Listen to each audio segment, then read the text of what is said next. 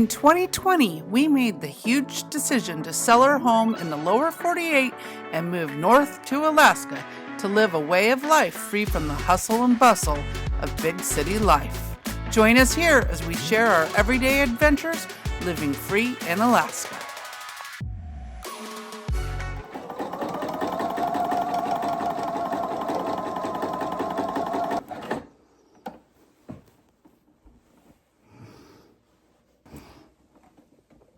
I forgot where to cut my thread. I will profess, I've never been a seamstress. My mom, my aunt, my grandma, they were the ones that perfected at sewing, at quilting. And of course, you've seen my mom's crochet work. I know enough just to be dangerous. This is a little quilt that my mom made for me. It means so much.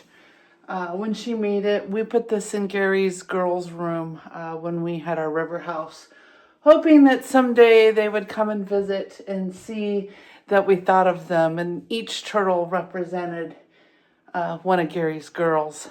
But yeah, my mom quilted this, and she did such a wonderful job. I miss her. Last week when we were at the ocean, I dreamt about my mom for the very first time. And it was a visit. It was not me reliving her death, which for the past 7 months, that's what my dreams have been when I think of her. I keep replaying everything that happened, but 2 nights ago, she came for her first visit where she wasn't sick, she wasn't dying, and she was at peace and happy. And in the dream, I actually recall her talking to me like she knows she's in another place, that she's with her Lord and Savior. And I woke up at peace, knowing that she's happier where she's at.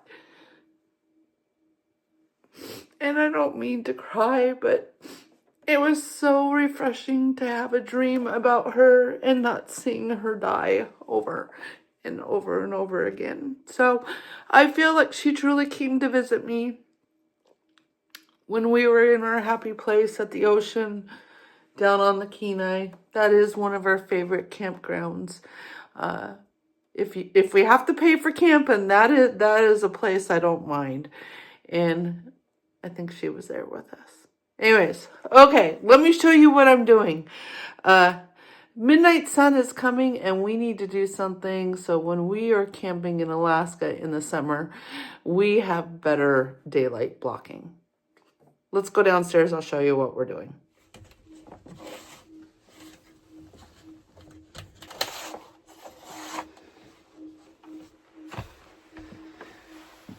There we go. One side done. I just need to do the other side.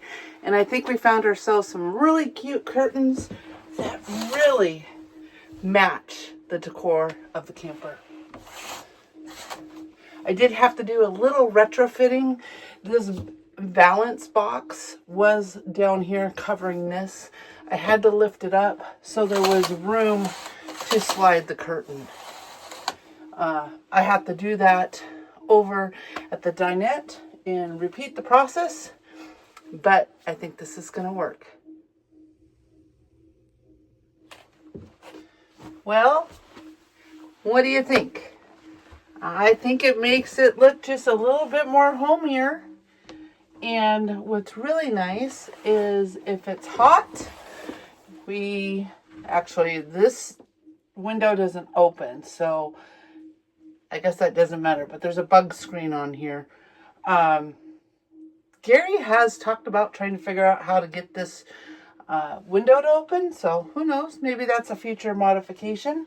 But also, there's the original shades, which you can still see daylight through pretty well. But when you close up the curtains, that should help tremendously. I think my mom would be proud. And now I just need to duplicate this on the dinette. I feel better. I've been putting this off because I don't like to sew. And, but it came back to me like that.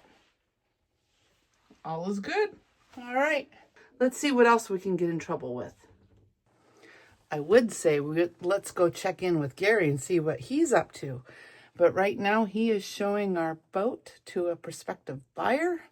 We have lowered the price a little and we are getting lots of interest now. So I think we found our perfect price point. And let's hope we find this boat a new owner really soon, because we are leaving shortly and I'd hate for it to sit for the summer when it could be out on the water being used. That's moving fast. Okay, let's not swear. I'm filming. That is moving very fast, right into the Big Dipper right now. Yep. That, my friends, could be, I think is, now it's going west. That's going south. It's going south. No, that makes sense, because I heard when it took off from Florida, it was going south, and then that means it'd come from the north and head back south. Another one up there. Boom. Oh. Boom. We rarely see satellites. Right. And now we see two, and they're both... This one seems more logical to be the Falcon because it's going directly north-south. Yeah. And this mission is a polar orbit, so they'd be going north-south. How cool is that? Look at that, right in the Big Dipper. Well, they're way past Big Dipper now. Maybe that's a Little Dipper. No, that's just, I don't know. I don't know. I see stars. But there's 4 astronauts in that right now. How cool is that? And how cool is it that I just happened to look at my phone and the Falcon tracker shows it over Alaska right now. But look at those two, whatever they are, they're coming together. Such a close course. Well, I mean, maybe not. But do you know how many big space satellites are in space? But we don't see it up here that often. Rare. And to see 2 of them like cross paths like that right now is pretty crazy. Right? That's pretty cool. Yeah. That could have very well have been. I think it Falcon was. 9. I was hoping to see like the trail off the engines and stuff. Right, you know? and that's what I came out here thinking maybe we would see. What do you think, Sophie? Like, oh, there's no snow on the deck, and it's March. And you're in shorts. And well, I'm in shorts, and it's not that cold. There's no snow down there. Oh.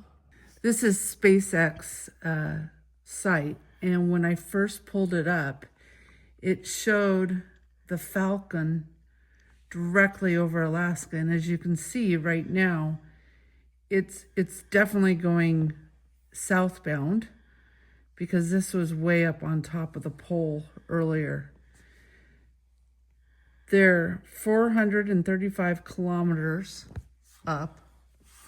I don't know how many miles it is, but it's a ways up there. And they are going 27,585 kilometers per hour. Yeah, they're moving across the sky. Wow. Yeah, and we could see it. Yeah, see, they're I believe that probably was it. They're going south. And they are 4 hours and 35 minutes into their mission. Wow, that's really cool. I have always been a space geek. This stuff just is absolutely blows my mind. And I think it's so cool that we have astronauts in space again. So it doesn't matter if you like the guy or not. He's a genius. Hey, and we waved to him. And as they flew over. We waved to the astronaut. So I need to do a little bit more research why they're doing a polar mission. But it's kind of cool. Like Gary and I said, we never see satellites up in the air.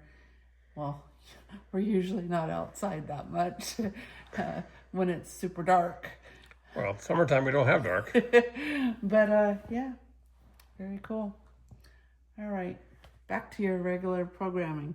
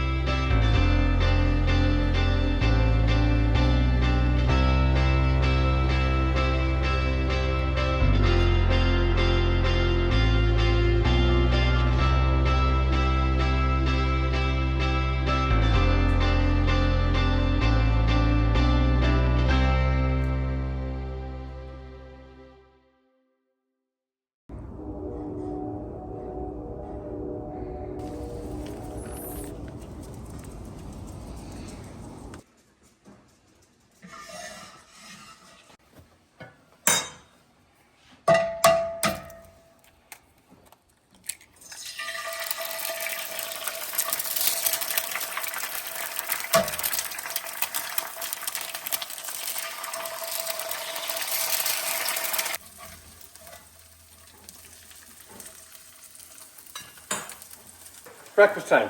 Coffee's about ready. Should have a friend coming over in just about half hour, 20 minutes. And we're going boating today. It snowed a little bit. The passes are looking snowy and icy. It's going to be a long run. On a good day, it's 4 hours. I don't know how long it's going to be today. But towing the boat down to Seward for a buyer. That's pretty exciting. It's not exciting that we have to go through winter time while towing. So it's going to be interesting. Not even 6 a.m. yet, and to see us on camera is very rare. But yeah, today is a bittersweet day. Best day, worst day of your life? Selling and buying a boat? They always say as a boat owner, your best days of owning a boat is your first day and your last day. So we're very excited though. The potential buyer, which let's get real, he really wants the boat and we're very excited for him, but he's an actual viewer. So he's seen all our videos, especially our boating videos, and he's very excited about being the next owner of the Nauti Pleasure. So we're super excited for you, Chuck, and I know she's going to the right family. I think we talked to him a couple days ago, and he was just extremely excited, not sleeping because dreaming about the boat and what they can do with it and where they can go, and just the comfort that the Nauti Pleasure can offer boaters and families like that. So it's a great fit for him. I'm glad to see it going to somebody who's really going to use it a lot, and because that's what we didn't. Yeah, that was the biggest reason for selling it, is we're doing the boat a disservice by not putting it in the water enough. So they'll use it. He says he gets out 20, 30 times a year, which is awesome. Yeah. So we're excited for you and your family. Enjoy. Yeah. So Gary's going to be gone all day today. Doing the sea trial and then handing off the boat if all goes well, which we know it will. And I'm going to hang back here and do final prep for our great Milepost adventure, which is going to start here just in a couple of days. So I'll probably take you along on some of that. I know Gary will not be filming because he's got too many other things to do, but yeah, it's a happy day and a sad day here in the Quimby household.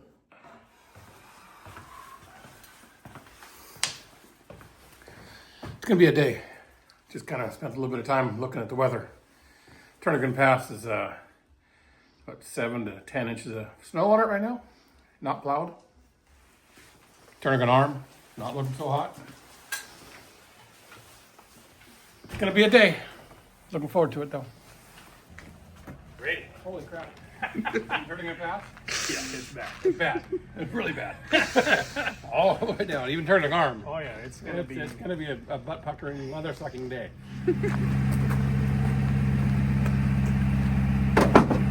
barely made contact. Yeah. That's the only guy. Yeah.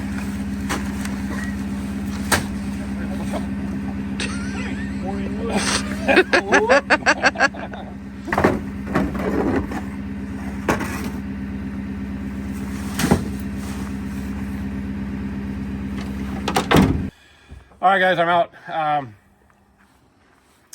Yeah, I'll see what I can. I don't know. Can't guarantee any camera work on the way down. So maybe on the water. See you down there. Okay, be safe, have fun, Oh yeah, enjoy the day. no reason to do anything risky today. I wish I could have gone with you. You know, it's better. Me too. It's better that you're at home. It is probably better that I stay home It's better that today. you're at home. I worry Asked too Bob much. If she wanted to go for a ride, she said absolutely not. All right, boys, have fun. Yeah, love you. Bye-bye.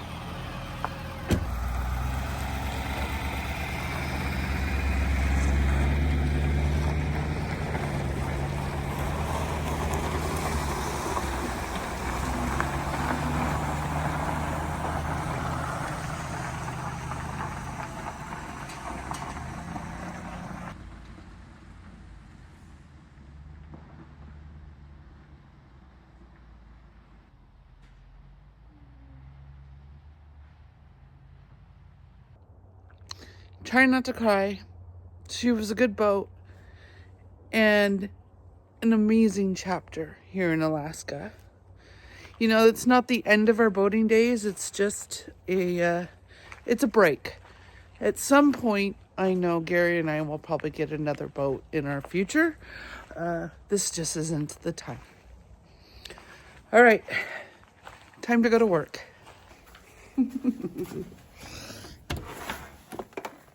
Hello, baby girl.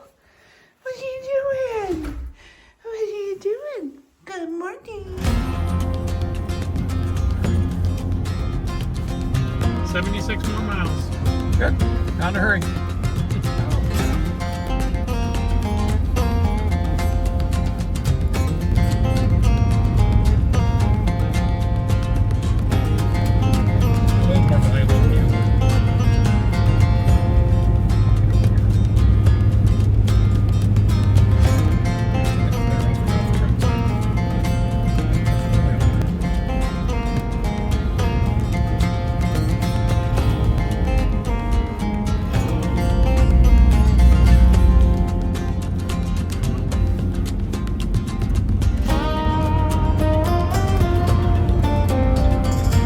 Bet they haven't had to close the road once for avalanches down here.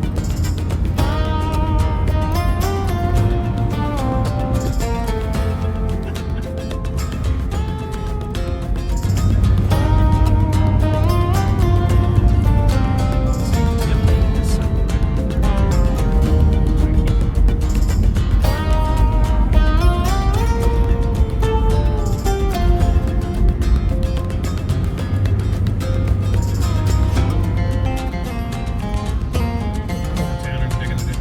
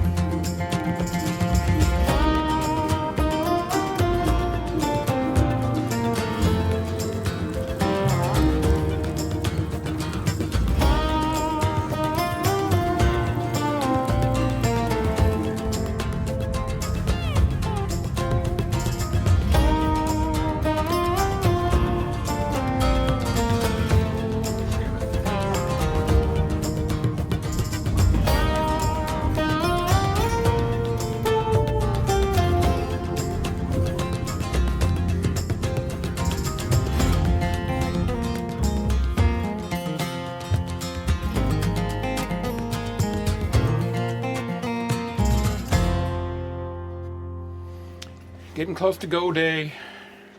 Testing things out. I've installed a diesel heater. Isn't that amazing? This is not your cheap Chinese diesel heater. This is a really nice, high quality, planar 2 kW. So it's a small 2 kW diesel heater that is actually we're going to use it as supplemental heat. This little footwell area here in this slide out gets a little cold. So it's nice to have a little bit of supplement heat in there. Rechecking the system, and I found that the way I had the exhaust previously, I kind of had it looped around, and it created a crack in the exhaust pipe. It's a flexible stainless steel exhaust tube, I guess. And what I did is I opened up the access panel on the outside, and it cracked. So I replaced that. And the smell you're smelling now is the goop I used to seal the pipe to the fittings. That smell should go away as the goop dries out. But it's a nice setup. I like it a lot. It's gonna keep you warm, baby. We found this is my workspace, so staying warm is kind of important. Yeah. Especially this first next week. We actually leave in 2 days for our great 2025 Milepost adventure. That's what I'm calling it. Sure. A road trip. And we're going to be spending the first week in the mountains of Thompson Pass, the snowiest place in Alaska? Some would say the North America. Or is it United States? I think it's just Alaska. Just Alaska, Yeah. okay.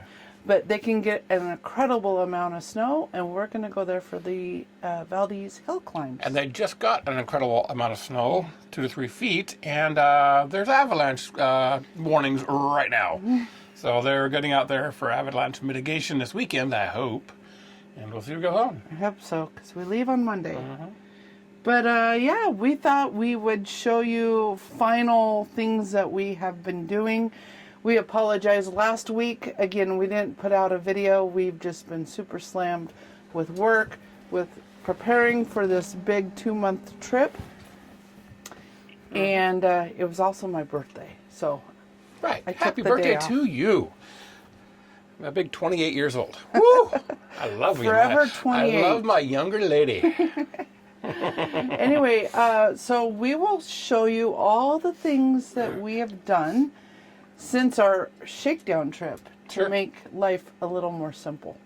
Yeah, so I guess we're kind of standing right here. I already talked about it a little bit. We've got the planar 2 kW diesel heater installed in the seat bench area right here.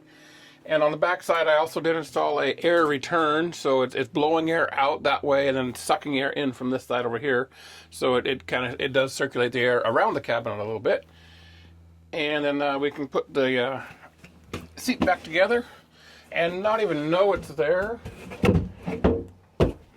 It's just gone. Then I've also got the controller wired up right over here. Had to run cord up here and drill a little hole down through there, but make that work for the thermostatic controller.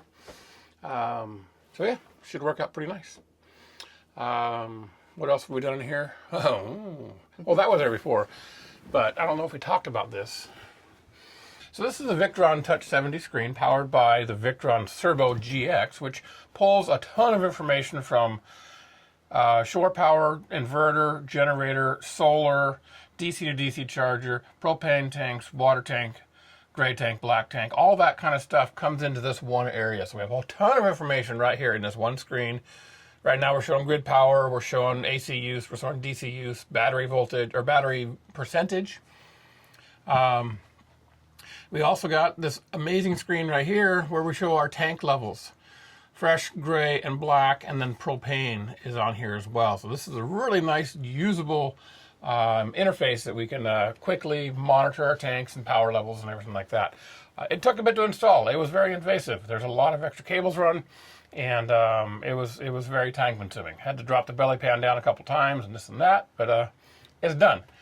Basically, all of this replaces this and a bunch of other stuff. And plus we have so much more information.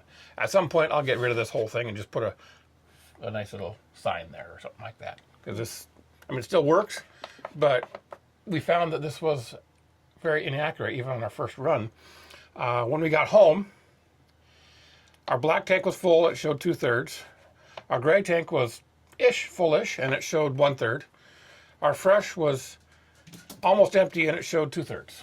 So these dummy lights truly are and were dummy lights. Now we have the accurate measurements up here. This is based off of a sea level tank monitoring system where it actually uses a radar or sonar type measuring device to read through the plastic tanks and actually get the actual level of the liquid in the tank. So it's much more accurate than dummy lights here. So we'll be happy with that. Then we'll be able to know exactly where we are in our tanks, and we can kind of extend our usage if we need to, or use what we need, or use more if we can. So, yeah, it's a good thing. As you can see, I did finish my curtain project here in the dinette area as well as in the couch area. It will be supplemental to the shades that came with the camper, and hopefully when we return back to Alaska at the end of May, when the midnight sun is in full force, it will help us keep the rig a little darker at night. Gary also did something with our Starlink. So this is the Starlink area up here, and you see that silver box in the background back there behind the Starlink? right there. Yeah, that is a DC to DC converter. So it takes 12 volt and converts it up to the 57 volts required for the Starlink system, bypassing the AC adapter. So we're not plugged into AC. We're not plugged into the inverter with that. It's just using 12 volt power. It should be more efficient on the draw, and we don't have to have the inverter on to use Starlink now. I've also installed an on-off switch up there, so when we're away from the rig, we can just simply push the switch, and it'll turn the whole Starlink system off. So that's been a really nice upgrade. We're going to really enjoy that. As you know, Starlink has been a game changer for us while we're traveling, so that's welcomed. And in here, in the closet, I've installed a couple of. This is just a huge hanging area. It's got double doors that both slide open. But it had a hanging rod in there, and it just didn't seem very usable for us. So I installed a couple of wire shelves in here with bracing on the sides and the back and all that to support a good amount of clothes. It's a big area. We'll be able to get a lot of stuff in there for storage. Stacy's got a nice 12 volt fan up here. No, it's actually not 12 volt. That's plugged into 120. So nice fan though. I mean, does it oscillate and cool? I think it's battery operated. So yes, it's plugged in, but it's USB-C. Oh, so it takes a charge? It just takes a charge. Cool. We got some cool mood lighting up here that's not on right now because it's all Wi-Fi based and our Wi-Fi system's not on. And back over here, so on Stacy's side, there's a nice outlet, and all the stuff up here, like there's 12 volt outlets, there's 120 outlets everywhere up here on that side, on Stacy's side. On my side of the rig, there's nothing over here. So I installed a 120 outlet right down here where that vacuum is currently plugged into. And it was a pretty easy install. I just had to run a wire up from the breaker box down below Stacy and into the wall. So worked out pretty nice. I'll show you where I ran that wire. Oh, you guys have seen me in this area quite often. Most of the time you see the backside of me. Thanks, Stacy. But anyway, the converter and breaker box is right down below me, right down here. And I had these panels up and was able to access that breaker box, and I ran a wire up through underneath here and up this wall behind this piece right here and into that cabinet to run the power for that outlet. And that's been very nice. I can plug in phone chargers, and obviously we got the Shark little vacuum plug in right there, so it's gonna be nice to have. In our last video, several people asked, is there a bathroom? And if you saw when we were touring this RV, we did show it, but I'll show you the bathroom. It is quite a small little space, but it does work. And what we have done in here is we shortened this shower caddy corner shelf system and put it here for additional storage in the counter area of the bathroom. As you can see, Gary took little these little tabby things and attached it to the wall. So this is gonna go nowhere. I mean, it is so secure. We do have a decent sized cabinet up above, as well as a drawer here, and a little bit of storage underneath the sink. This is a dry bath. That means that the toilet area and out here stays dry, just like you would in a normal house. We have this nice swing out bar that kind of gives us more room in the shower area. Now, it definitely is not a huge shower, but we're not in the same space as our toilet, getting the toilet wet, which I really like. All right, hey, so this is the other side of the diesel heater. This is the fuel tank, fuel line, and there's a fuel pump back here as well. And I've installed this fuel tank on a bracket system here, so I can simply unscrew this screw right here, and I can tip the tank right out here, take off the cap and fill it either from the Rotopacks or from a diesel fuel station. and fill it up and put her right back in place. Put her right back in place and screw it in. You can see the fuel pumps back here, tied to the tank, and the fuel line runs into the cabinet just after the of this enclosure right here. Got power from the 12-volt supply right back in there. You can kind of see the power distribution box back there with the fuses, and I think it's a pretty nice little setup. That's going to work well for us. Now, are you still planning on putting some sort of shield? I do have a piece of sheet metal that I can put as a shield back behind this tank to help block any fumes or whatever it is, because this is the lower refrigerator compartment of our propane-powered refrigerator. So, I mean, yeah, there's obvious concerns, but with diesel fuel, it's much less volatile than gasoline. It takes compression and heat for it to ignite. And I know I'm going to get killed in the comments on this. I really know that. But the way this is vented, and with the shield separating the tank and the refrigerator, I believe we'll be fine.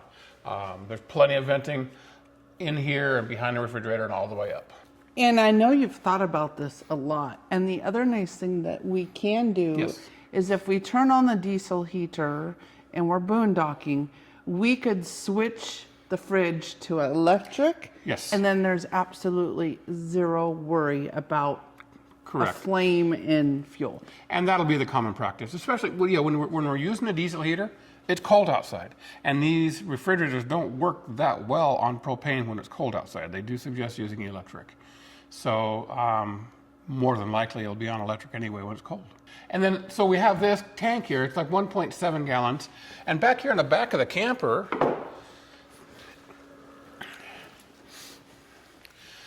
for a little bit more storage, a little bit more fuel capacity, I installed a 2.5 gallon Rotopack.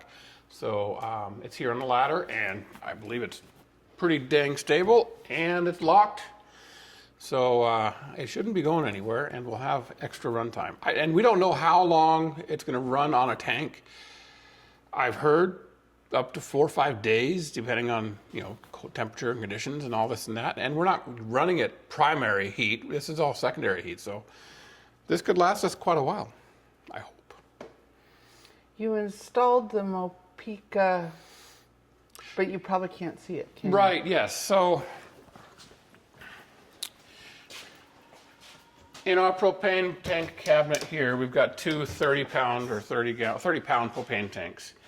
And no, I'm not going to take them out to show you because they're a pain in the butt. But Mopica makes a propane monitoring system that magnetizes to the bottom of these tanks and sends a signal through the tank to determine the level of the fluid in there. You got to do put in a couple settings and this and that. And I can't tell you how well they're working yet because we haven't used any propane. But from what I've read, they are pretty impressive little devices. So as we go down the road, we'll watch our monitor or watch our propane and report back later how it goes. And it ties into that Victron. And it ties into the Victron monitoring system up there. Currently, it's showing 100% full, and I know these are full because I just filled them a couple days ago. So working good. What else? Oh, something big up here up front in the truck. So on our last trip, when we returned, we had a bit of a difficult time getting the camper off the truck because the camper shifted over to the passenger side quite a bit, like a couple of inches. So I had moved over passenger side of the truck quite a bit and was kind of getting jammed up in here. So we had to tweak the camper a little bit to get it off. But to help alleviate any movement in the camper from here on out, I've made some of these brackets here with 1/2-inch thick plastic, and that'll help keep the camper very centered into the bed of the truck. There's only a 1/4-inch play on both sides of this thing, so it's going to be a bit tedious getting the camper in the truck. We need to remember the famous phrase, that, well, one, we will not have an audience. Maybe we'll record, but always say we love each other after parking the camper. For us. It's nothing about parking. It's just getting the thing on the truck. And I don't know why Stacy stresses so much. She does. She just goes like from 0 to 300 in a second. It's stressful. But I would challenge her to lower the stress level and kind of just take it easy and go with the flow. And we'll get this thing in there. And with this new setup here, it's not going to move. You wonder why I worry, because last time when we set the camper on the trailer, on the truck, we put a good little gouge. And that right here was from hitting this. Or maybe it was Probably this. Oh. Yeah. See, it did that, and it bent it a little bit right here. A little bit That was from running down the road, right? that was just the camper had shifted a little bit that much. It had kind of cockeyed a little bit. It went forward on this side and was kind of back on this side. It also rubbed off some of the bed liner. It rubbed a little bit right here, too. So this will stop that. This will stop that. This will keep the camper centered in the bed of the truck. And I am good with that. And because, let's see, we also had, because the camper was touching this right here. So very close on both sides when we loaded it. These bumpers aren't quite big enough. So I'm going to add a piece of a 1/2 inch plastic behind these so they stick about a 1/2 inch out further. And then the camper will be more appropriately positioned. So it won't do that. Yeah. So it won't hit that piece back there. And a 1/2 inch might be too much. Maybe I'll find some thinner stuff. But because I want the thing as far forward as possible, and every 1/2 inch makes a difference. Because it's so heavy in the back. Anyway, that's my next do. And then we're going to load it. Well, as you can see, we have been extremely busy. Oh, I've got one other thing to show you. Oh my gosh. Okay. Probably a couple of those. Back over here. Come here. I talked about that sea level tank monitoring system. Part of that, when you buy the sea level, it comes with a digital monitor. Well, I didn't need it up in the cabin, so I put it down here. I'll get down here and show you. So another wiring project. I put it right down here, and now I've got a battery button, 13.6, fresh water tank showing 15 gallons, and gray is empty and black is empty. So that is really nice and handy to have here at the water bag. This is where the dump things are, so I can pull these levels. I can watch the tanks go down. Had to drop the belly to get all the stuff in there and do that. But yeah, that was another project I did.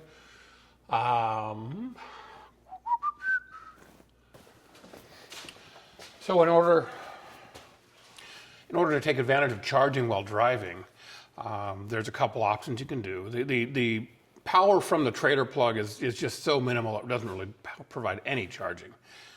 So to take advantage of charging your batteries while you're driving, I've installed a DC to DC charger in the back bay. I'm sure I've showed you that back there. But with that comes a need to run large wires from the truck's alternator and battery all the way through the truck and connect to the camper and run the wires through the camper too. So this is the plug for the camper side of things. And I've installed a weather-tight box up here and put holes in the camper and also sealed everything up here. So this is a 4-gauge wire running from the batteries up there to the DC to DC charger, and then it'll convert that to the proper charging parameters for the lithium batteries we have on board. On the truck side of things, I have the opposite Anderson plug, and it just ran underneath the frame rails and to this Anderson plug here, and then when we load the camper, just plug it in, and we got charging power. All right, one other upgrade, actually 2 upgrades that Gary did on the roof of our camper is we expanded our solar.